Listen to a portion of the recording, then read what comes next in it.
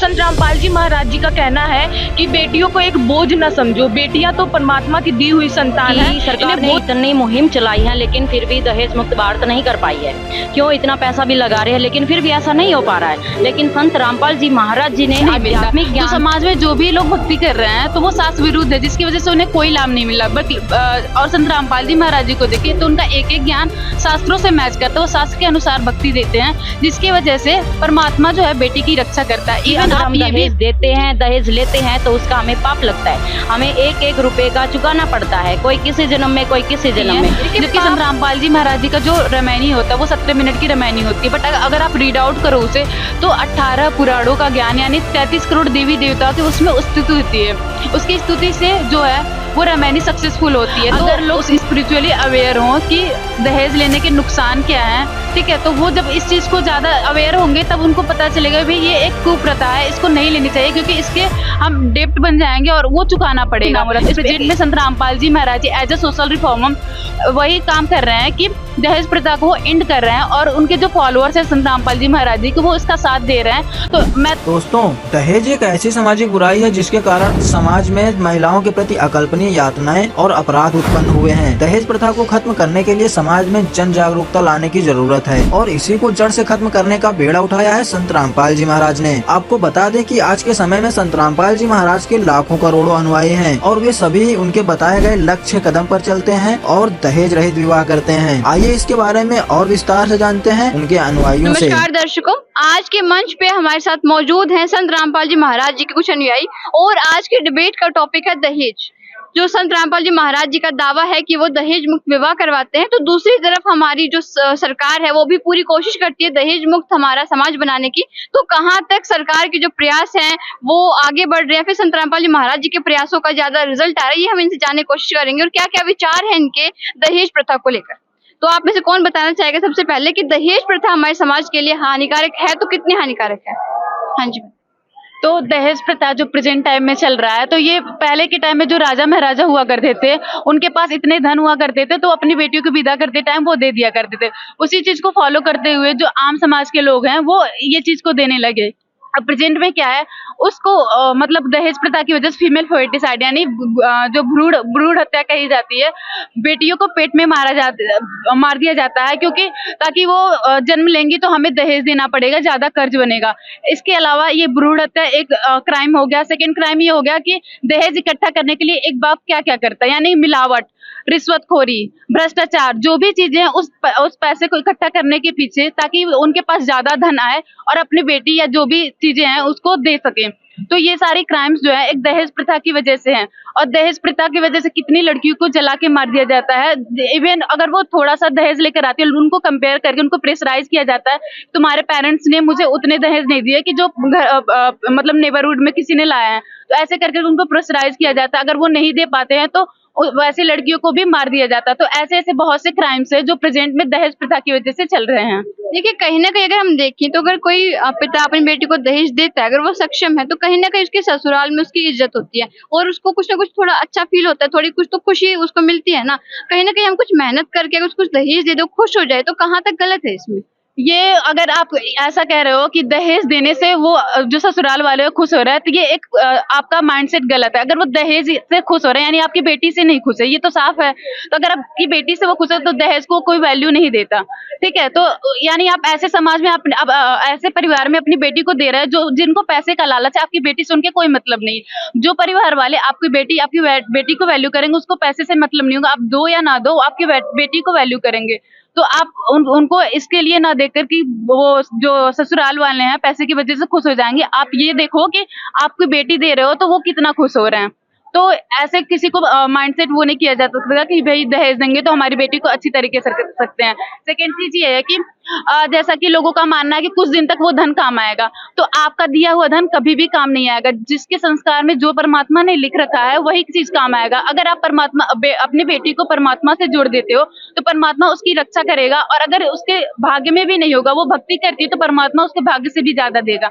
अगर आप कितना भी धन दे दो, अगर उसके भाग्य में नहीं है तो कुछ दिन में वो धन खत्म हो जाएगा और परमात्मा जो है वो वैसी की वैसी रह जाएगी। तो इसलिए दहेज प्रथा एक बहुत ही बड़ा इस समय प्रॉब्लम है, जो कि सरकार तो बहुत ही मुहिम चला चुकी है, बट वो सफल नहीं हो पा रहा है। बट प्रेजेंट में संत रामपाल जी महाराज जी के एक वचन मात्र से जो उनके जितने भी शिष्य हैं वो दहेज मुक्त शादियां कर रहे हैं। तो जैसा कि इन्होंने कहा कि संत रामपाल जी महाराज जी जो प्रयास कर रहे हैं कि दहेज मुक्त समाज बने, उसमें उनको सफलता मिल रही है, लेकिन हमारी जो सरकार है वो भी तो प्रयास कर रही है, उनको सफलता क्यों नहीं मिल रही? सबसे पहले मैं बताना चाहूंगी आपको कि सरकार ने इतनी मुहिम चलाई है लेकिन फिर भी दहेज मुक्त भारत नहीं कर पाई है।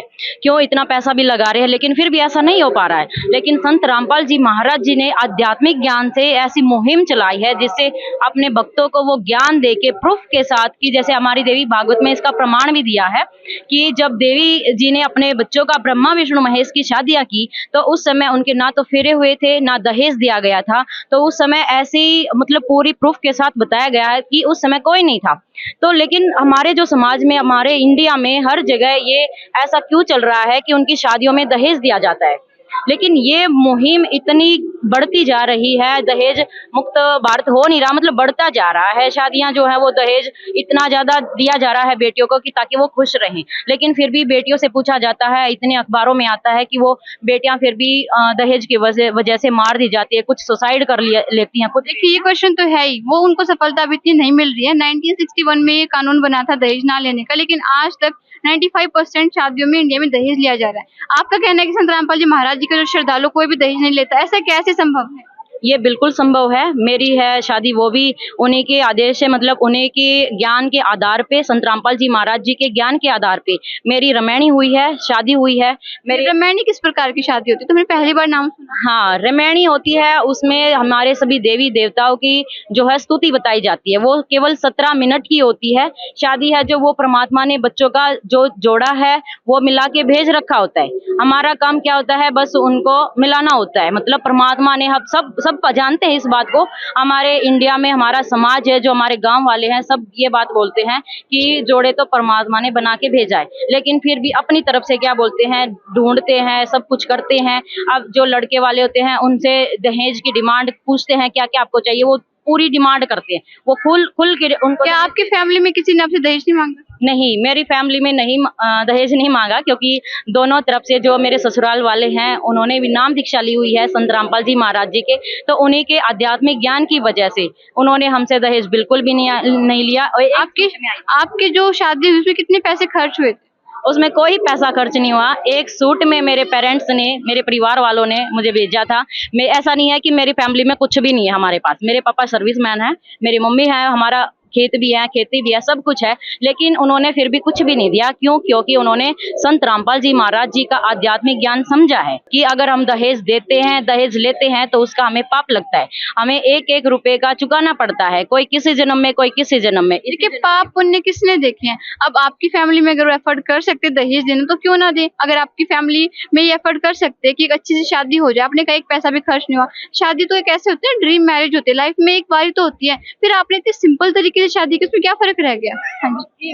नहीं जी, शादी एक बहुत ही पवित्र रिश्ता होता है। संत रामपाल जी महाराज ने हमें बताया है और ये सब लोग जानते भी हैं कि शादी एक बहुत ही पवित्र रिश्ता है। लेकिन हमने उसको इतना भयानक तरीका दे दिया है, इतना भयानक रूप दे दिया है कि डीजा बजाते हैं, दहेज इतना देते हैं, शराब पीते हैं, उसका मतलब सारा ही खराब कर देते हैं। इतना जो प्यारा रिश्ता होता है उसका मतलब खराब कर देते हैं। अब शादी होती है 2 बच्चों की, लेकिन मजा कौन लेता है? दूसरे लोग उसको इतना भयानक रूप दे देते हैं और आगे चलकर वो रिश्ता कहीं ना कहीं खराब भी होता है। बहुत केस ऐसे हुए। आप क्या कहना? जी, मैं इस पे कहना चाहती हूँ, जैसे आपने जो क्वेश्चन पूछा उस क्वेश्चन का आंसर देना चाहती हूँ कि आप कह रहे हो कि दहेज देने के बाद वो बेटियां खुश रहती हैं। ठीक है जी, बेटियां उस दहेज लेने के बाद खुश होती तो माँ बाप के ऊपर इतना भार नहीं बनता। जैसे मेरी एक बहन थी, मेरी बड़ी वाली दीदी, 2012 में उनकी शादी की गई थी जगत वालों की तरफ से। 12 लाख रुपए दहेज देना मामूली इंसान के लिए नहीं होता, गरीब इंसान तो सोचता भी नहीं है। फिर भी मेरे पिताजी ने 12 लाख रुपए दहेज दिया और मेरी आज भी वो बहन सुखी नहीं है, हमारे घर पे ही पड़ी है। तो उसका क्या फायदा? आप बताओ। ऐसे दहेज लेके उन बेटियों को जो खुशी नहीं मिलती तो उसका क्या फायदा? तो इसीलिए संत रामपाल जी, आज मेरी भी रमैनी हुई है संत रामपाल जी महाराज की दया से। और मेरे घर में मेरे पापा बिजनेसमैन है, ये नहीं है कि छोटे मोटे ऐसे, हमारा खुद का बिजनेस है। मेरे पापा इतने, हम 4 बहनें हैं, फिर भी मेरी मम्मी ना टेंशन से पागल होगी। क्यों? क्योंकि उन्होंने दहेज दिया और उस दहेज का 12 लाख से 25 लाख बन गया, दुगना दहेज। मतलब सूद लिया, किसी से कुछ लिया, इतने पैसे होने के बाद भी उन्होंने सूद लिया बेटियों को देने के लिए। आज सोच लो जिनके पास पैसे ना हो वो कितने कर्जे में डूबेंगे। तो इसलिए संत रामपाल जी महाराज को जो मुहिम है, आज मैंने जब 2013 में मेरे पापा मम्मी सबने नाम लिया, हम मेरी बहन की शादी 2012 में हुई और हमने नाम लिया 2013 में, तो हमें जब परमात्मा के ज्ञान के आधार से पता चला भाई दहेज लेने से हमें क्या नुकसान है, हमारी बेटियां कितनी सुखी हैं। आज मुझे खुद पता चल रहा है, हमारी बहन जो मेरे घर पे पड़ी है हमें पता चल रहा है उसकी एक बेटी भी है, वो भी हमारे घर पे ही रह रही है। तो ये संसार से मैं पूछना चाहती हूँ, ये संसार अपनी बेटियों को जो दहेज दे रही है उससे उनको क्या लाभ मिल रहा है जी? अपनी बेटियों को दहेज देते हैं, सोचते हैं मेरी बेटी सुख में रहेगी, पर क्या वो बेटी सुख में रह रही है? देखिए यही सोचते हैं, दहेज देते हैं कि जो ससुराल वाले उनको रिस्पेक्ट करेंगे, उनका थोड़ा आदर बढ़ेगा, तो पैसा अपने घर से कुछ लेके जाएंगे तो कुछ वैल्यू होगी उनकी। वो दहेज कब तक चलेगा? ठीक है, आप देख रहे हो वो दहेज आपकी बेटी को पूरी आजीवन खुशी नहीं रख सकती। जैसा मैंने उदाहरण दिया, मेरी बहन खुद पड़ी है हमारे घर पे, वो बहन मेरी कहाँ खुश है इस समाज में। दूसरा मेरा प्रश्न ये था कि शादी तो एक बार ही होती है लाइफ में, तो उसको अगर हम एंजॉय ही नहीं करेंगे, एक दिन भी एंजॉय नहीं करेंगे, यादगार के रूप में इस तरीके से ना हो, इतनी अच्छे से ना करें, एक सिंपल कर दे, उसमें कुछ खर्च नहीं हुआ, कुछ आपने सेलिब्रेट नहीं किया, तो क्या उसमें उस तरीके से आप उसको महत्व दे पाएंगे? कि मतलब ऐसा कोई दिन, एक स्पेशल डे होता है ना शादी का, तो उसको तो हम याद रखते हैं, इसमें नॉर्मल डे जैसा रहा तो उसमें क्या खास रहा? मुझे लगता है जितना स्पेशल सब लोग मानते हैं इतना तो नहीं होना चाहिए, क्योंकि हमें जो डेली हमारा जीवन है जो हर रोज चलता है जैसे उसी तरीके से हमें रहना चाहिए। अब एक दिन खुश रहने से अब सारी उम्र फिर वो दुख रहे, मान लो मारने पीटने लग जाए, एक दूसरे के विचार मैच ना करते, तो वो बहुत बड़ी प्रॉब्लम बन जाती है। मुझे लगता है कि सबसे पहले विचार मैच होना बहुत जरूरी है। अगर बच्चे एक दूसरे को अच्छे से समझते हैं, अब जो मैं हूँ, मेरे हस्बैंड है, वो उनकी जो थिंकिंग है, हमने इतना स्पेशल डे नहीं मनाया, जो नॉर्मल डे होता है वैसे ही हमने मनाया। तो हमारी जो सोच है और परमात्मा के ज्ञान के आधार पे संत रामपाल जी महाराज जी का ज्ञान उन्होंने सुना है। अब जैसा कि आप कह रहे हो कि एक दिन आप सेलिब्रेट क्यों नहीं कर रहे, कि इतना अच्छा मौका है, शादी है, वो हर रोज थोड़ी होती है, जीवन में एक बार होती है, तो उसको अच्छे से सेलिब्रेट करना चाहिए। हमारा जो मानना है वो ऐसा है कि एक दिन सेलिब्रेट करने से पूरी लाइफ तो खुशी नहीं हो सकती, पूरी लाइफ हमारी सेलिब्रेट हम नहीं कर सकते। अब हो सकता है हमारे जीवन में आगे आने वाला समय क्या पता कैसा हो, हमें सेलिब्रेट करना है तो हमें हर दिन हर रोज खुश रहना है। उसके लिए क्या है, हमें अगर ज्ञान है, संत रामपाल जी महाराज ने हमें ज्ञान बताया है आध्यात्मिक ज्ञान के तरीके से, कि अगर आप भक्ति करते हैं और सही साधना करते हैं तो आपका हर रोज मतलब सही खुश निकलेगा। ठीक है, तो एक दिन सेलिब्रेट करने से हमारा पूरी लाइफ तो सही नहीं हो जाती। देखिए संत रामपाल जी महाराज जी जो मुहिम चला रहे हो तो हरियाणा तक सीमित होगी, तो बाहर की कंट्रीज में तो ये सब चल रहा है, तो कैसे दहेज प्रथा को खत्म किया जाए? जैसे संत रामपाल जी महाराज जी की जो मुहिम है केवल इंडिया में ही नहीं, इंडिया से बाहर नेपाल में भी, जैसे ये बहन है वो भी दहेज मुक्त विवाह किए हैं, और इंडिया के जो अनेक राज्य है वहाँ पे भी दहेज मुक्त विवाह किए जा रहे हैं। तो संत रामपाल जी महाराज जी का कहना है कि बेटियों को एक बोझ न समझो, बेटियां तो परमात्मा की दी हुई संतान है, इन्हें बोझ न समझो, और इनकी मतलब एक जैसे कहते हैं ना सरकार बेटी बचाओ और बेटी पढ़ाओ योजना चला रही है, लेकिन ये योजना कहाँ तक सफल हो पा रही है? आप देख ही रहे हो, आज भी बेटियों को दहेज मतलब भ्रूण में मारा जाता है। तो हमारे संत रामपाल जी महाराज जेंडर इक्वेलिटी को प्रूव करते हैं, जैसे कि बेटा बेटी को एक समान मानते हैं, और यहाँ तक कि जो बेटियों के मतलब दहेज दिया जाता है वो संत रामपाल जी महाराज जी के अनुयायी दहेज नहीं देते हैं, ना ही लेते हैं। इससे क्या होता है कि बेटियों को एक तरीके से सिक्योरिटी मिलती है कि वो उनके जो दहेज में खर्चे किए जाते हैं वो उनकी पढ़ाई लिखाई पे मतलब खर्चे किए जाते हैं, और क्या होता है कि वो जब पढ़ लिख करके आगे बढ़ती है तो एक समाज में एक संदेश जाता है कि सच में आज बेटियों को मतलब दहेज के कारण जो हम पैसे रोक देते हैं वो उनकी शिक्षा पे हम खर्च करते हैं, और शिक्षा के द्वारा वो डॉक्टर बनती है, इंजीनियर बनती है, पायलट बनती है। इस तरीके से संत रामपाल जी महाराज जी बेटियों को एक समान दर्जा दे रहे हैं। आज बेटियां बहुत ही एक सुरक्षित जीवन जी रही हैं। कुछ देर पहले आपने कहा था कि अगर भक्ति करेंगे तो भगवान खुद ही दे देगा, तो दहेज देने की, पेरेंट्स को देने की क्या जरूरत है? वो दहेज कब तक काम आएगा? तो भक्ति तो सब करते हैं, भगवान सबकी हेल्प क्यों नहीं करते?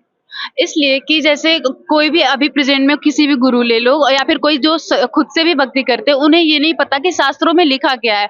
तो जैसे गीता जी अध्याय 16 श्लोक 23 और 24 में लिखा है कि जो शास्त्र विरुद्ध भक्ति करते हैं उनको किसी प्रकार का कोई लाभ नहीं मिलता। तो समाज में जो भी लोग भक्ति कर रहे हैं तो वो शास्त्र विरुद्ध है, जिसकी वजह से उन्हें कोई लाभ नहीं मिला। और संत रामपाल जी महाराज जी को देखिए तो उनका एक एक ज्ञान शास्त्रों से मैच करता है, वो शास्त्र के अनुसार भक्ति देते हैं, जिसकी वजह से परमात्मा जो है बेटी की रक्षा करता है। इवन आप ये भी ले लो कि अगर उस बेटी ने नाम लिया हो, उसके हस्बैंड ने नहीं नाम लिया हो, तो भी उस बेटी के हस्बैंड की रक्षा भी परमात्मा करता है। अगर उसकी अकाल मृत्यु है तो भी परमात्मा उस बेटी को विधवा नहीं होने देता। तो सबसे बड़ा टेंशन तो यही होता है किसी का भी कि जो उसका हस्बैंड हो वो कमाए, ठीक है, वो मतलब अकाल मृत्यु या फिर विधवा ना हो मेरी बेटी। तो ये सब चीजें कौन कर सकते? ये सब चीजें सिर्फ भगवान कर सकते हैं। और भगवान कैसे करेंगे? जब आप उनके जो तत्व, उनके अकॉर्डिंग जो ऑथेंटिक संत होगा, उनके ऑथराइज संत होगा, उससे नाम लोगे, दीक्षा लोगे, तो आपकी वो रक्षा करेगा। और अन्य समाज में है शास्त्र के अनुसार भक्ति नहीं हो रही, इसकी वजह से उनकी रक्षा नहीं होती। तो जैसा कि इन्होंने बताया कि शास्त्रों के अनुसार अगर भक्ति करेंगे तो भगवान हेल्प करेंगे, और जो ये दहेज देते हैं, पेरेंट्स देते हैं, वो कब तक चलेगा? वो कभी ना कभी तो खत्म होगा, उसके बाद वो लाइफ टाइम थोड़ा ना देते रहेंगे, उनको आगे भी हेल्प की जरूरत होगी, तो उस टाइम पे भगवान उनकी हेल्प करेंगे। तो इस चीज को पूरे समाज तक कैसे पहुंचाया जाए? क्योंकि जो बीड़ा संत रामपाल जी महाराज जी ने उठाया बहुत ही अच्छा है। अगर इससे सच में पूरे विश्व में फैल रहा है, बेटियों की जिंदगी स्वर्ग बन रही है, तो इसको पूरे विश्व में कैसे फैलाया जा सकता है? जैसे आप बोल रहे थे कि विदेशों में कैसे फैला है, जैसे मैं नेपाल से हूँ, तो मेरे मम्मी पापा ने भी मेरे देश मुक्त रेमेडी कर दिया, शादी कर दिए थे। जैसे हम 3 बहन हैं, तो 3 बहनें का भी देश मुक्त रेमेडी हुआ था, शादी हुआ था। तो हमारे पापा मम्मी ने एक भी देश में 1 भी रुपया खर्च नहीं करे थे। जैसे भंडारा भी हमारे आश्रम से हुआ था। और मेरे पापा ने कपड़े भी, एक जोड़ी कपड़े में मेरी अपनी बेटी की शादी कर दिए थे, और देश बिना लिए थे। जैसे मेरी 2 बहन है, उनकी भी बिना देश मुक्त विवाह हुआ था। जैसे कि इन्होंने बताया कि नेपाल से, और नेपाल जैसी कंट्री में भी चीज फैल चुकी है। इसके अलावा और किसी कंट्री में भी ऐसा हो रहा है कि वहाँ भी दहेज में शादी होती हो? क्या किसी और कंट्री में हो रहा है? हाँ, ये वर्ल्ड वाइड हो रहा है। मतलब अगर आप ऐसे न्यूज चैनल देखें तो कुछ न कुछ दिन पे कहीं ना कहीं, जैसे मैंने कनाडा में देखा, अमेरिका में भी देखा है, तो और भी बहुत से कंट्रीज में जहाँ पे संत रामपाल जी महाराज जी के फॉलोअर्स है, वहाँ पे वो दहेज मुक्त रमैनियां कर रहे हैं। ठीक है, तो आपका कहना है कि संत रामपाल जी महाराज जी के अनुयायी चाहे वो किसी भी कंट्री में कहीं भी रहते हैं, वो इस चीज को अपनाते हैं। लेकिन अगर कोई इस चीज को ना अपनाए, कोई संत रामपाल जी महाराज जी का फॉलोअर होते हुए भी अगर दहेज में शादी ना करे, तो सबसे पहले तो ऐसा करेंगे नहीं, क्योंकि संत रामपाल जी महाराज जी का ज्ञान ही ऐसा है कि वो इस चीज को फॉलो जरूर करेंगे, क्योंकि उनको पता है कि दहेज लेने से हमें कितनी हानि होती है। हाँ, इस वजह से वो दहेज नहीं लेते। अगर वो दहेज लेते हैं तो संत रामपाल जी महाराज जी ने कहा है कि वो मेरा अनुयायी नहीं है, उनकी मतलब परमिशन नहीं दी जाती आश्रम में अगर वो दहेज लेते हैं तो।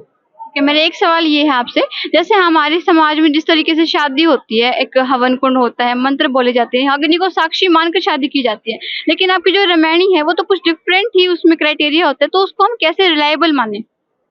तो जो वो, अगर आप समाज का उदाहरण देते हो, तो वो जो भी रामायणी वगैरह करते हैं तो उसमें कुछ थोड़ी सी चीजें होंगी जो कि बहुत ही ज्यादा इफेक्टिव नहीं है। जबकि संत रामपाल जी महाराज जी का जो रामायणी होता है वो 17 मिनट की रामायणी होती है। बट अगर आप रीड आउट करो उसे तो 18 पुराणों का ज्ञान, यानी 33 करोड़ देवी देवताओं की उसमें स्तुति होती है। उसकी स्तुति से जो है वो रामायणी सक्सेसफुल होती है। तो उसमें संत रामपाल जी महाराज जी का जो वो दिया हुआ रामायणी हुआ है वो परमात्मा के दया से वो सक्सेस होता है। और ये भी कहा जाता है कि जो पूर्ण संत होता है या फिर जो परमात्मा के जो वचन है उसमें बहुत शक्ति होती है। तो संत रामपाल जी महाराज जी द्वारा जो चलाई हुई है रामायणी 17 मिनट की, वो सबसे ज्यादा इफेक्टिव होती है इन कंपैरिजन ऑफ दोस्त वो जो कि अपना समाज के अकॉर्डिंग करते हैं। अब जैसे इन्होंने कहा कि उसमें जैसे वैसे मंत्र बोले जाते हैं, बट उसमें कुछ रामायणी कुछ वाणी आपने कहा 33 करोड़ देवी देवताओं की स्तुति होती है, बट वहां पे तो अग्नि को भी साक्षी माना जाता है, उसमें क्या होता है? जैसे कि मैंने बताया कि आपको परमात्मा के आशीर्वाद के आधार से ही वो बच्चे खुशी हो सकते हैं।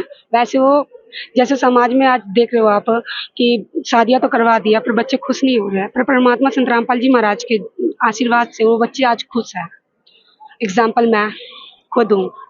एक लास्ट क्वेश्चन मेरा आपसे ये है, जैसे संत रामपाल जी महाराज जी की मुहिम बहुत ही अच्छी है, अगर ये पूरे विश्व में फैल रही है, उनके सारे शिष्य इसको फॉलो कर रहे हैं, तो लेकिन जो आम समाज है, ये जो कुरीति है, वो इस चीज से कैसे बचे, कैसे इसको हैंडल किया जा सकता है कि सभी की लाइफ अच्छी हो जाए, किसी को किसी प्रकार की कोई कुरीति की वजह से उनको परेशानी न झेलनी पड़े? देखो, इस कुरीति से निकलना तो सब चाहते हैं। अब जैसे मेरी शादी हुई थी, रामायणी हुई थी, पहले सब बोल रहे थे कि आप रामायणी करोगे, दहेज नहीं दे रहे, सारी उम्र इसने काम किया है तुम्हारा, 19-20 साल काम भी किया है और लड़की ऐसे ही विदा कर दी, तो ये तो बहुत गलत है। लेकिन जब उन्होंने आए यहाँ देखा, जब मेरी रामायणी हुई यहाँ आश्रम में हुई थी, तो उन्होंने देखा कि इनका तो सब कुछ इतने अच्छे तरीके से हुआ, परमात्मा को साक्षी मान के केवल 17 मिनट की रामायणी हो रही है और वो भी दहेज मुक्त हो रही है। मेरे जो पेरेंट्स हैं उनकी सारी ही टेंशन खत्म होगी कि बेटी मेन क्वेश्चन मेरा ये है कि हमारा समाज इस कुप्रथा से कैसे निपटे, कैसे ये कुप्रथा हमारे समाज से खत्म हो। वही मैं आपको बता रही हूँ, समाज चाहता जरूर है निकलना। जब मेरी रामायणी देखी, मेरे गांव वालों ने, हमारे रिश्तेदार आए थे, उन्होंने देखा कि इन्होंने तो कुछ भी नहीं किया, ये तो बहुत ही अच्छी रामायणी है, ये तरीका अच्छा है, अगर ऐसे सब करे तो ये बहुत अच्छी बात, अच्छा सबको लगता है। लेकिन इस कुरीति से निकल नहीं पाते क्योंकि उनको इस चीज का ज्ञान नहीं है कि कैसे होना चाहिए ये तरीका। जब उनको किस ज्ञान के बारे में बात कर रही हैं ये संत रामपाल जी महाराज जी के तत्व ज्ञान के बारे में बात कर रही है कि अगर लोग स्पिरिचुअली अवेयर हों कि दहेज लेने के नुकसान क्या हैं, ठीक है, तो वो जब इस चीज को ज्यादा अवेयर होंगे तब उनको पता चलेगा भाई ये एक कुप्रथा है, इसको नहीं लेनी चाहिए क्योंकि इसके हम डेप्ट बन जाएंगे और वो चुकाना पड़ेगा। इस पे एक तो स्पिरिचुअल अवेयरनेस होनी चाहिए। सेकंड चीज ये कि जैसे कुछ समय पहले सती प्रथा चली थी, तो जो राजा राम मोहन राय थे उन्होंने कोई भी उस टाइम सोशल प्रेशर की वजह से कोई भी आगे नहीं आता, सभी परेशान थे। प्रेजेंट में दहेज प्रथा थे, सभी परेशान है, यानी सोशल प्रेशर की वजह से वो इस चीज को एक्सप्रेस नहीं कर पाते कि मैं दहेज नहीं दूंगा। कर्ज लेकर जैसे तैसे मिलावट रिश्वतखोरी करके वो कैसे भी करके वो पैसे इकट्ठा करते हैं, फिर बाद में भी वो चुकाते हैं, यानी पूरा जीवन वो प्रेशर, मेंटली प्रेशर में रहते हैं। तो राजा राम मोहन नायर ने उस टाइम में सती प्रथा को एंड करने के लिए वो मुहिम ली थी। आज उनका नाम हो रहा है और उनका साथ जिन्होंने दिया उनका भी नाम हो रहा है। तो प्रेजेंट में संत रामपाल जी महाराज जी एज ए सोशल रिफॉर्मर वही काम कर रहे हैं कि दहेज प्रथा को एंड कर रहे हैं और उनके जो फॉलोअर्स हैं संत रामपाल जी महाराज जी के, वो इसका साथ दे रहे हैं। तो मैं तो सबसे यही रिक्वेस्ट करूंगी कि ये एक अच्छा मुहिम है जो संत रामपाल जी महाराज जी चला रहे हैं। इससे कई लाखों बेटियां बचेंगी, बेटियां पढ़ेंगी भी। जो पिता का एक प्रेशर होता है, मेंटल प्रेशर कि इतने पैसे इकट्ठे करने, वो एक पिता भी उस प्रेशर से मुक्त होगा। तो जैसे कि अभी इन्होंने कहा कि संत रामपाल जी महाराज जी का तत्व ज्ञान समझकर अगर समाज उस ज्ञान को समझेगा तो जो कुप्रथा को खत्म किया जा सकता है। तो वो तत्व ज्ञान कैसे समझे समाज, कहाँ से उनको मिले? जी, तत्व ज्ञान समझने की बात है तो संत रामपाल जी महाराज का आप सत्संग सुन सकते हैं। बहुत सारी पुस्तकें संत रामपाल जी महाराज ने लिखी है, जैसे जीने की राह होगी, ज्ञान गंगा हो गया, और ऐसे अनेक पुस्तकें जो संत रामपाल जी महाराज ने लिखी है। और अभी हम बात कर रहे हैं दहेज प्रथा पे, तो दहेज प्रथा पे संत रामपाल जी महाराज ने एक पुस्तक लिखी है, धरती बने स्वर्ग। इस पुस्तक को अवश्य पढ़े, तभी यह धरती स्वर्ग जैसा बन सकता है दहेज प्रथा को लेके। तो आज के डिबेट का कंक्लूजन यही रहा कि संत रामपाल जी महाराज जी का तत्व ज्ञान सुनने के बाद उनका समझने के ही हमारा समाज इस कुप्रथा से बच सकता है, और उसके लिए इन्होंने एक बुक सजेस्ट की है, धरती ऊपर स्वर्ग। दोस्तों, वाकई में संत रामपाल जी महाराज समाज को दहेज मुक्त बनाकर नई दिशा दे रहे हैं। संत रामपाल जी महाराज जी के ज्ञान को और अच्छे से समझने तथा जानने के लिए संत रामपाल जी महाराज यूट्यूब चैनल पर विजिट करें। धन्यवाद।